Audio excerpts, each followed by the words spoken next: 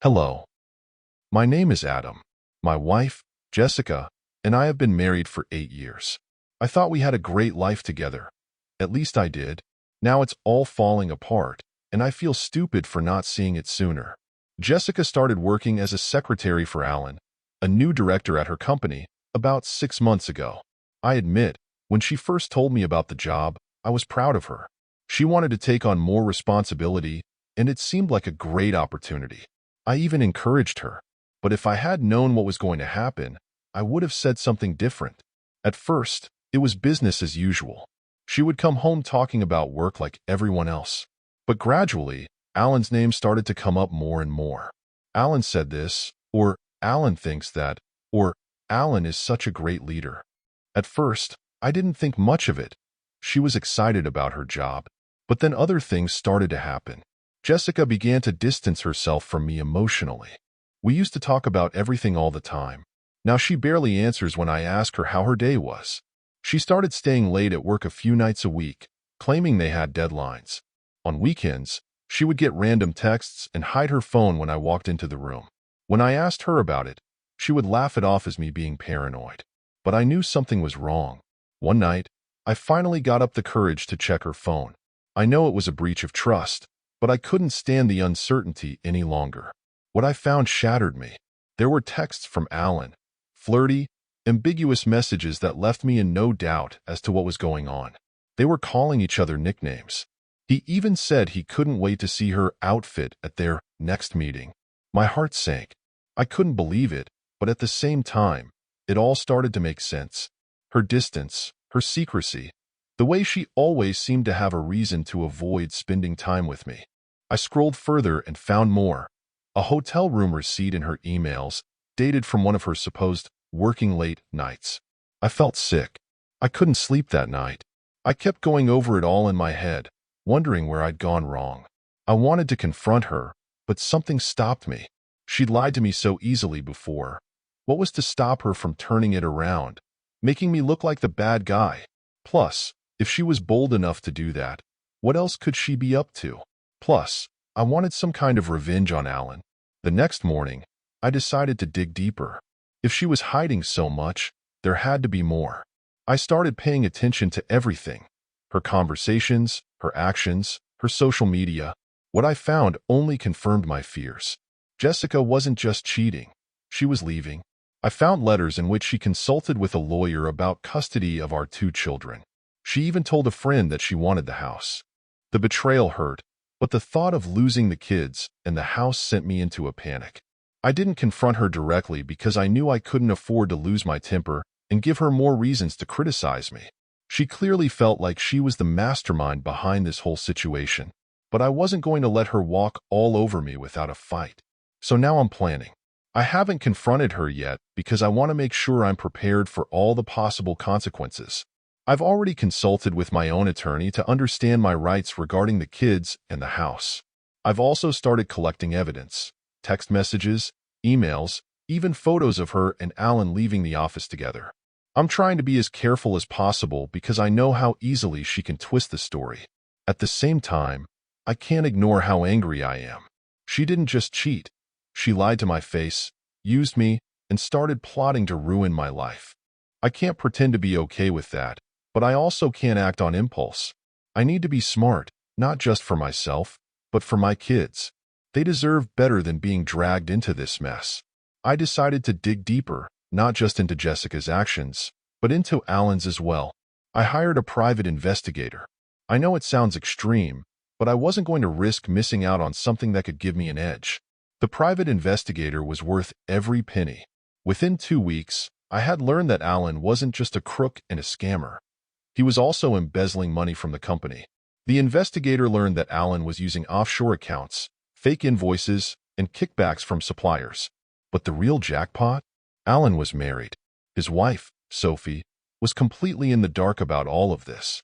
I managed to get her contact information through the private investigator, and after a few days of deliberation, I decided to contact her. I didn't know how she would react, but I figured she deserved to know the truth just like I did. I met Sophie at a small cafe on the outskirts of town. She had come in wearing oversized sunglasses and a scarf, as if trying to avoid recognition. I guess I wasn't the only one who felt like they were walking into enemy territory. "Adam?" she asked, her voice shaking slightly. "It's me," I said, standing up and shaking her hand. "It's nice to meet you." We sat down and I told her everything.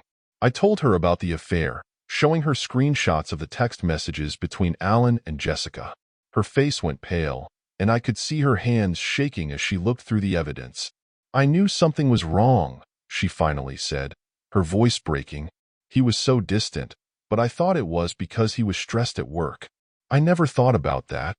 I handed her a napkin. "That's not all. Alan was stealing from the company. I have recordings, bank transfers, and even some voice recordings of him bragging about it to Jessica." Her eyes widened. "What do we do?" That's when I explained my plan. I told her I didn't just want to expose the affair. I wanted to destroy Alan's reputation and ensure that neither he nor Jessica would walk away unscathed. Sophie listened intently, nodding at me. When I told her about the upcoming company anniversary party, her eyes lit up. "I can help with that," she said. "Alan's been talking about it for weeks. I know where it's going and who's on the guest list." From there, we started planning. I collected evidence and handled the technical side of things. Sophie provided details about the party, including where the sound booth was and how to gain access. It was a risk, but if we pulled it off, it would be the ultimate revenge. The night of the party, I was a bundle of nerves. I spent a week gathering all the evidence, audio recordings of Alan discussing shady deals and, most damningly, a clip of him and Jessica laughing about how clueless Sophie and I were. The hardest part was keeping up the game with Jessica. She had no idea what I was up to. She left for the party that night dressed to the nines, telling me she'd be late because it's a big night for Alan. "Have fun," I said, forcing a smile. "I'll be here with the kids." As soon as she left, I called Sophie. "I'm on my way," I told her. The party was in a fancy hotel ballroom. I showed up in a catering uniform I'd borrowed, complete with a hat to hide my face.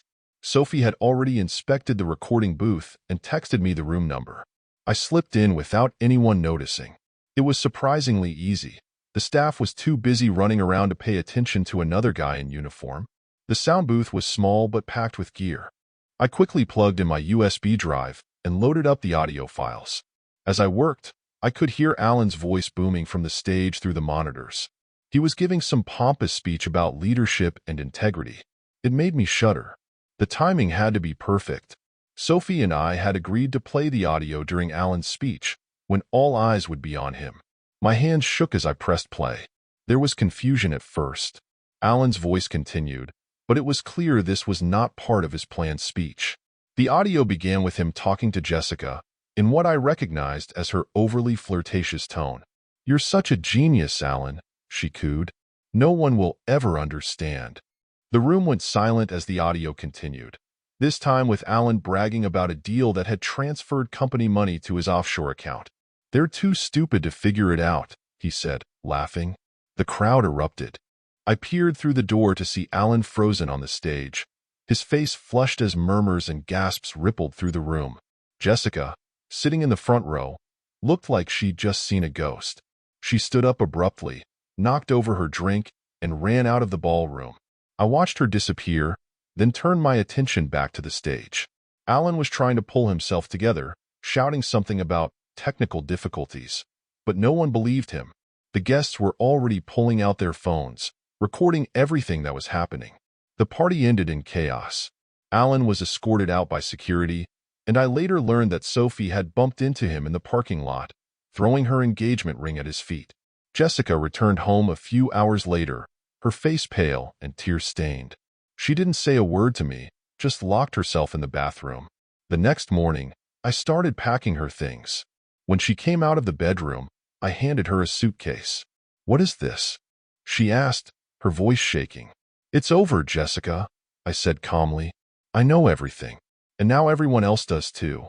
She didn't argue. For the first time in months, she had nothing to say. She simply grabbed her suitcase and walked out the door. As for Alan, he was fired a few days later. Sophie and I stayed in touch, not romantically, but as allies who had been through something together.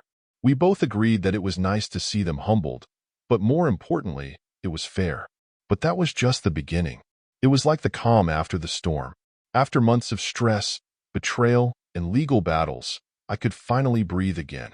Jessica and Alan's lawsuit was nothing more than a desperate attempt to claw back what they could after Sophie and I exposed them. They wanted my property and custody of my children, while Alan was trying to extricate himself from the corporate scandal we had uncovered. But between the mountain of evidence and the lawyer I'd hired, they didn't stand a chance. When the judge banged the gavel and ruled in our favor, Sophie and I exchanged a look that said it all: relief, vindication, and maybe a little pride in what we'd done together. We'd both been through something and come out the other side. The legal battle had been grueling. Jessica had tried to paint herself as the victim, claiming I'd been emotionally neglectful and controlling. Alan, like a snake, pretended to be a misunderstood genius who had been framed. But their lies crumbled under the weight of the tapes, texts, and bank records we presented. My lawyer, Rachel, was a shark in the courtroom, tearing apart every argument they threw at us. When it was all over, I felt like I could finally breathe again. Sophie suggested we celebrate this weekend. Just the two of us, she said with a small smile. We deserve it. I couldn't argue with that. We sent the kids to their grandparents for the night and planned a low-key evening at her house. Nothing fancy, just dinner, drinks, and a chance to finally relax. I arrived at Sophie's house just after sunset, carrying a bottle of wine and a box of expensive chocolates I'd picked up along the way. She answered the door in a loose sweater and jeans, her hair pulled back into a messy ponytail. For the first time in months, she looked happy, like a weight had been lifted off her shoulders. "Come in," she said, stepping aside and gesturing into the cozy living room. The fireplace crackled, casting a warm glow across the room. A small table was set with snacks and another bottle of wine. "This looks great," I said, setting the chocolates down on the table. "You've really outdone yourself." She laughed. "It's just wine and cheese, Adam. Don't overestimate me." We sat and started talking, reminiscing about the courtroom drama and laughing at some of the more absurd moments. Like when Jessica's lawyer tried to argue that the tapes were fake, but Rachel pulled the metadata in front of the judge. Or when Alan accidentally admitted to one of the fraudulent deals during cross-examination. The wine flowed freely, and before I knew it, we were on our second bottle. Sophie poured another glass, her cheeks flushed with alcohol and laughter. "You know," she said, stirring the wine, "I never thought I'd end up here, divorced, in a courtroom, teaming up with a stranger to bring down my husband." "Ex-husband," I corrected, raising my glass. "And same here. I thought Jessica and I would be together forever. It's funny how life throws you curveballs." She smiled softly. "You handled it better than I did. I think I cried for a week when I found out about Alan." I shook my head. "You were stronger than you think. You stood up to him and didn't let him wipe your teeth. That takes courage." Our conversation drifted to lighter topics: movies, music, our children. The more we talked, the more I realized how easy it was to be around her. She wasn't just someone who'd been dragged into this mess with me. She was smart and funny and kind. Somewhere between our third and fourth glasses of wine, Sophie turned on some music and we started dancing around the living room. It was awkward, but we were laughing so hard we didn't care. When the song ended, we collapsed on the couch, breathless and smiling. And then something changed. The laughter died down, and we found ourselves sitting closer than before. Her hand brushed mine, and I felt a spark I hadn't expected. I looked at her, and she was already looking at me. "Adam," she said quietly, her voice barely above a whisper. I didn't let her finish. I leaned in, and before I knew it, we were kissing. It was hesitant at first, like we were testing the waters, but it quickly became more intense. Months of frustration, loneliness, and unspoken tension seemed to melt away in that moment. The next morning, I woke up with a splitting headache and a sinking realization. I was lying in Sophie's bed, the sheets tangled around us. She was still asleep, her hair spread across the pillow. I groaned and rubbed my face, trying to piece together the events of the night before. We'd had too much wine, that much was clear. But it wasn't just the alcohol. There was something between us, something real. Still, I heard a noise downstairs. My blood ran cold. I grabbed my pants off the floor and trudged to the window. Alan's car was parked in the driveway. "What's that?" I muttered under my breath. I turned to Sophie, who was starting to stir. "Sophie, wake up," I whispered urgently. "Alan's here." Her eyes snapped open and she sat up. "What? Why?" "I don't know," I said, tugging at my shirt. "But he's downstairs."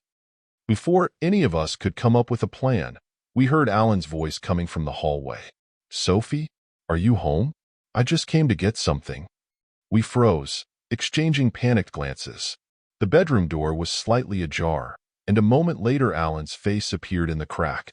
His expression changed instantly from confused to furious. "Are you kidding?" he growled, his gaze darting between us. "That's wow. Just wow." "Alan, that's not what it looks like," Sophie began. But even she didn't see. "Alan, get out," I said, stepping between him and Sophie. "You don't live here anymore, and you have no right to barge in." He laughed bitterly. "No rights? This is my house." "Not anymore," Sophie snapped, pulling the sheets up over herself. "You lost that right when you cheated on me." Alan's face turned red, and for a second I thought he was going to hit me. But then he seemed to deflated, shaking his head and muttering something under his breath. "Unbelievable," he said, running from the room. A moment later we heard the front door slam, and I let out a breath I hadn't realized I'd been holding. Sophie covered her face with her hands. "Well," she said in a muffled voice, "that was a disaster." I sat down next to her, still reeling from everything that had just happened. "Do you think he'll tell Jessica?" She looked at me and smirked despite herself. "Oh, you can bet. But we didn't care anymore." Goodbye.